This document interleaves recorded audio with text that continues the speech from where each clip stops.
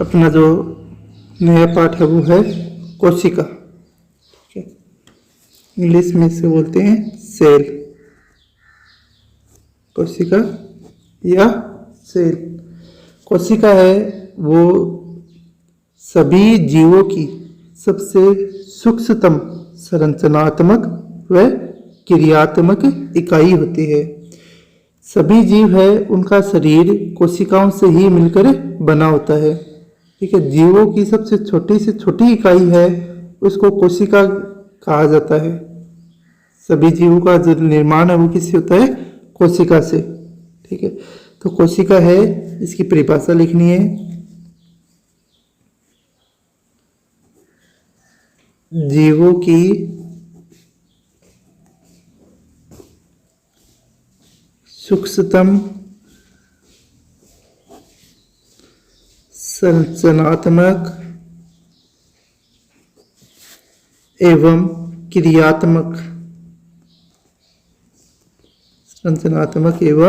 क्रियात्मक इकाई को कोशिका कहते हैं।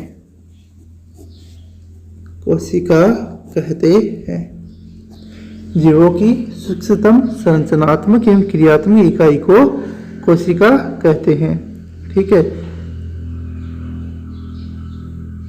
सभी जीवधारी है वो कोशिकाओं से बने होते हैं। सभी जीवधारी कोशिकाओं से बने होते हैं। सभी जीवधारी कोशिकाओं से बने होते हैं। इनमें से कुछ है वो एक कोशिकीय होते हैं जबकि कुछ है वो बहुकोशिकीय होते हैं। इनमें से कुछ जीव एक कोशिकीय होते हैं, कुछ जीव एक कोशिकीय होते हैं तथा कुछ बहुकोशिकीय होते हैं।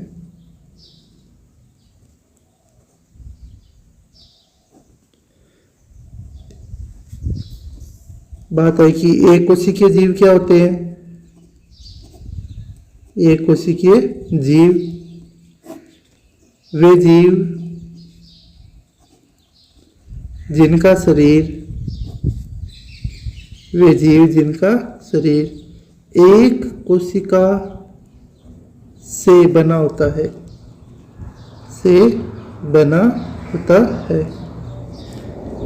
एक कोशिकीय जीव कहलाते हैं। एक कोशिकीय जीव कहलाते हैं वे जीव जिनका शरीर एक कोशिका से मिलकर बना होता है। एक कोशिका होती है जिनके शरीर में, वो एक कोशिकीय जीव कहलाता है। ठीक है, इनमें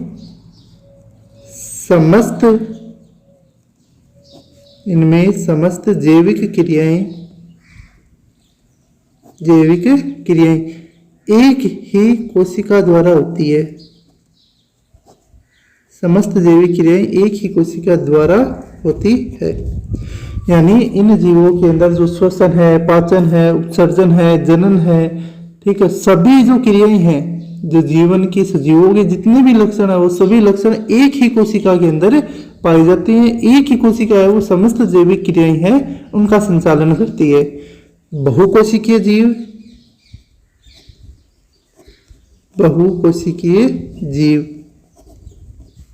वे जीव जिनका शरीर अनेक कोशिकाओं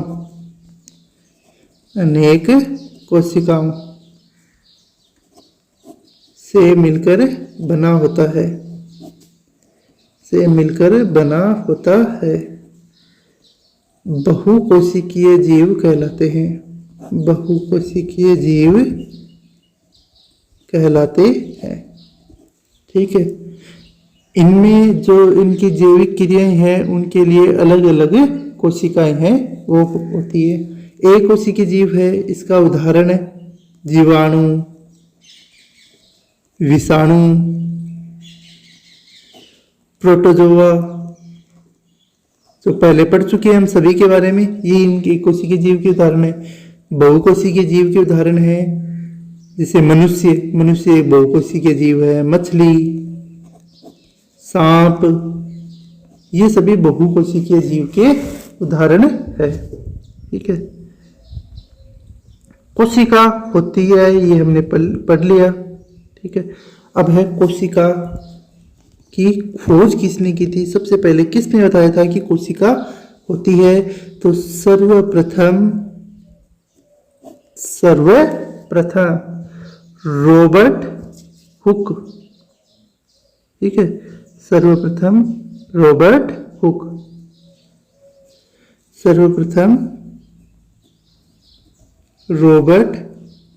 हुक ने कोशिका की खोज की थी। सबसे पहले रॉबर्ट हुक ने 1865 ईस्वी में कोशिका की खोज की थी। ठीक है, इन्होंने पादपों के काष्ठीय जो पादप है उनके पादपों के कर्क भाग से निर्जीव कोशिका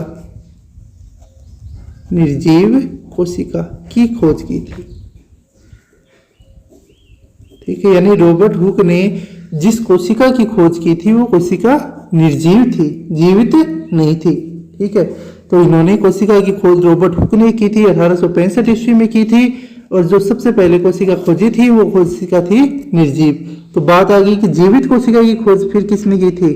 तो जीवित कोशिका की खोज है वो की थी एंटोनी वॉन लीवेनहॉक ने। ठीक है,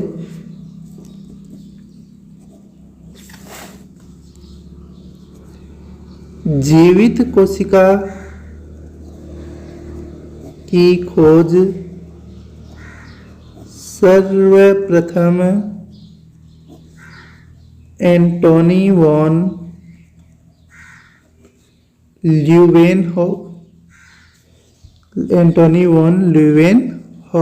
ने की थी। ठीक है, सर्वप्रथम जीवित कोशिका की जो खोज है वो एंटोनी वॉन ल्यूवेनहॉक ने की थी। ल्यूवेनहॉक ने जीवाणु कोशिका की खोज की थी।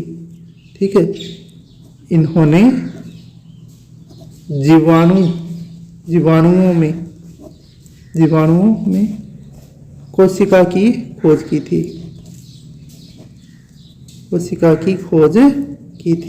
ठीक है, इन्होंने अपनी एक सूक्ष्मदर्शी बनाई।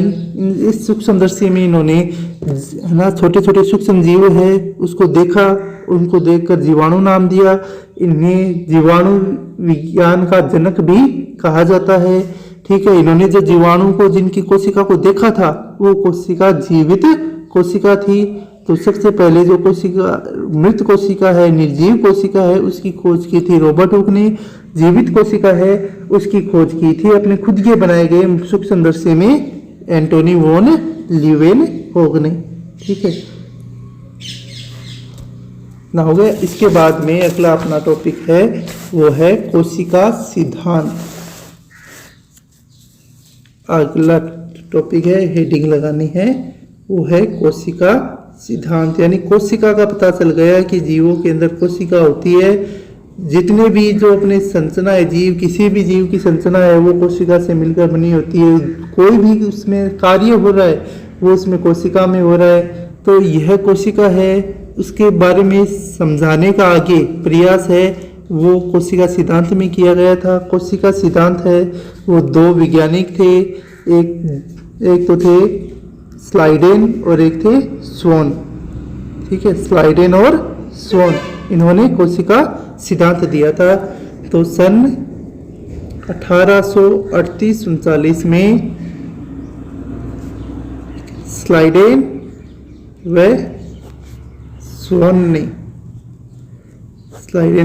स्वॉन ने कोशिका सिद्धांत दिया था।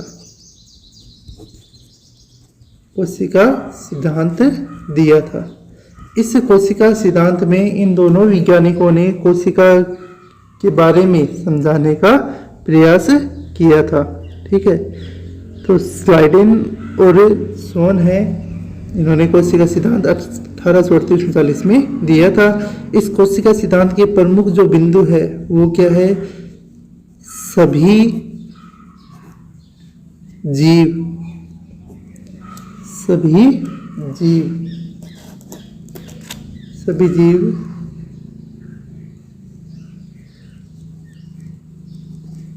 कोशिका से बने होते हैं। सभी जीव कोशिका से बने होते हैं। अतः कोशिका जीवों की संरचनात्मक इकाई होती है।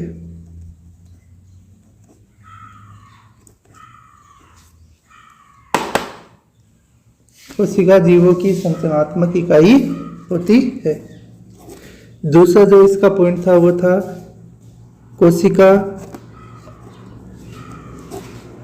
जीवों की क्रियात्मक इकाई होती है। कोशिका जीवों की क्रियात्मक इकाई होती है, अर्थात जो क्रियाएं हैं, जितनी भी जैविक क्रियाएं हैं, वो सभी जैविक क्रियाएं कोशिका में ही संपन्न होती है। जीवों की संरचनात्मक इकाई है, जीवों की क्रियात्मक इकाई है। ठीक है, इसके अलावा और इसके पॉइंट है, नई कोशिका का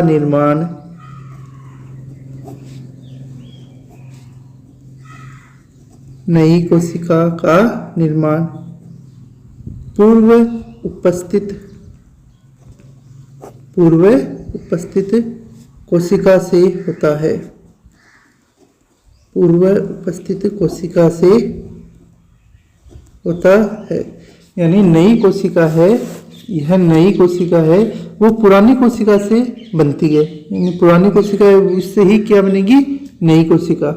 ठीक है, ये जो बात है, नई कोशिका का निर्माण पूर्व उपस्थित कोशिका से होता है, ये रुडोल्फ विर्चोव नामक वैज्ञानिक ने कोशिका सिद्धांत में ऐड की थी। ठीक है, ये जो बात है कि नई कोशिका का निर्माण पुरानी पूर्व उपस्थित कोशिका से होता है, ये रुडोल्फ विर्चोव ने बताया था। ठीक है,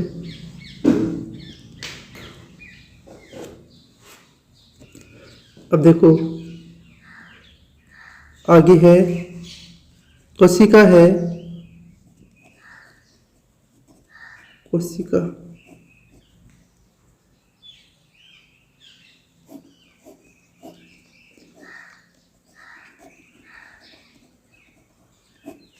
कोशिका के प्रकार। कोशिका है वो होती है दो प्रकार की, एक तो होती है यूकैरियोटिक कोशिका और एक होती है प्रोकैरियोटिक कोशिका। एक तो यूकैरियोटिक कोशिका और एक होती है प्रोकैरियोटिक कोशिका। के प्रकार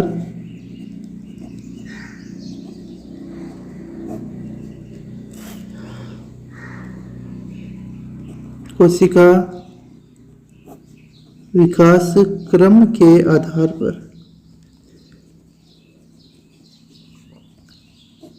कोशिका विकास क्रम के आधार पर जीवों में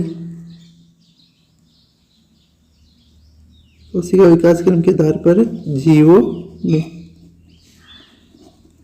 दो प्रकार की पाई जाती है। दो प्रकार की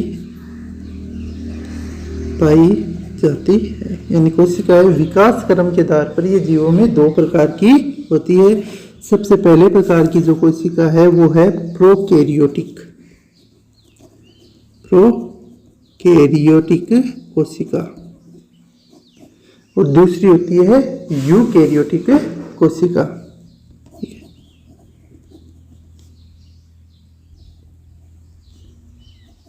प्रोकैरियोटिक कोशिका।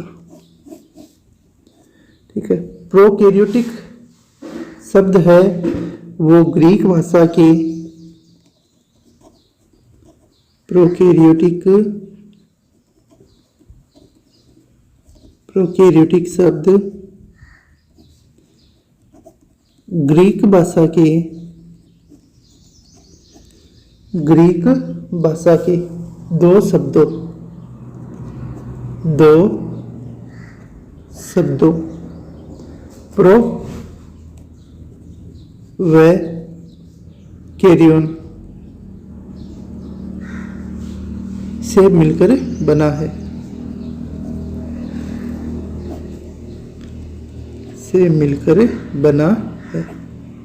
ठीक है, प्रोकैरियोटिक है, ग्रीक भाषा के दो शब्द है, प्रो व और कैरियन से मिलकर बना है, जिसमें प्रो का अर्थ प्रिमिटिव, प्रो का अर्थ प्रिमिटिव यानी पुराना, पुरातन या आदिकालीन। ठीक है, तथा कैरियन का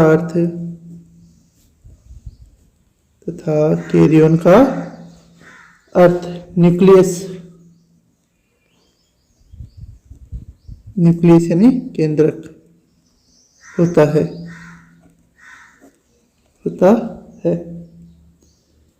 अर्थात जिसमें एक अल्प विकसित केंद्रक पाया जाता है।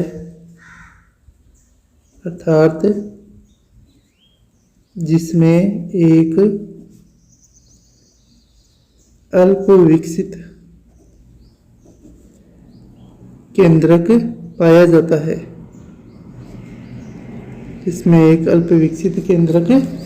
जाता है उसे प्रोकैरियोटिक कोशिका कहते हैं।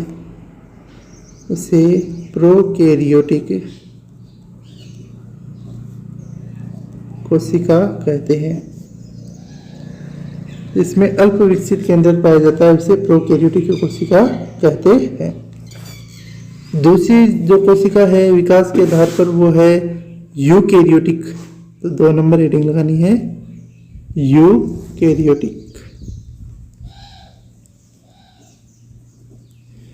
यूकैरियोटिक कोशिका। ठीक है, यूकैरियोटिक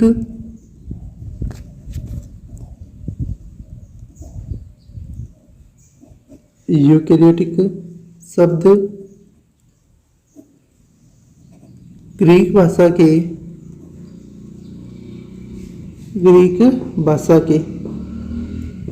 दो शब्दों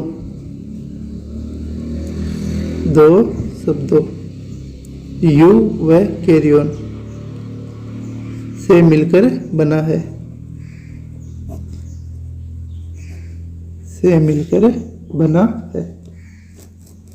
ठीक है, जिसमें यू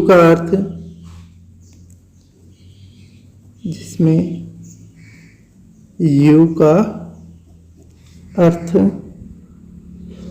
वेल डेवलप्ड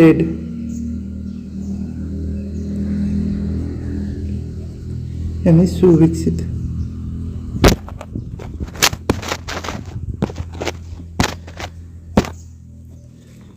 तथा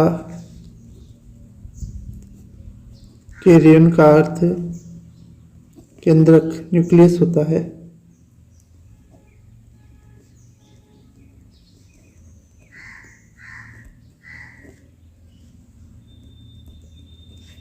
अर्थात जिसमें सुविकसित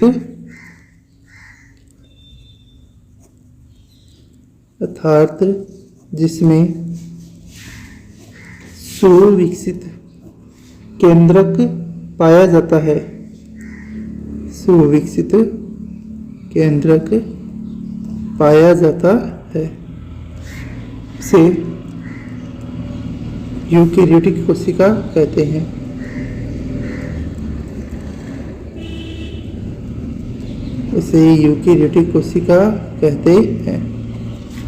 इसमें सुविकसित केंद्र पाया जाता है उसे यूकैरियोटिक कोशिका कहते हैं।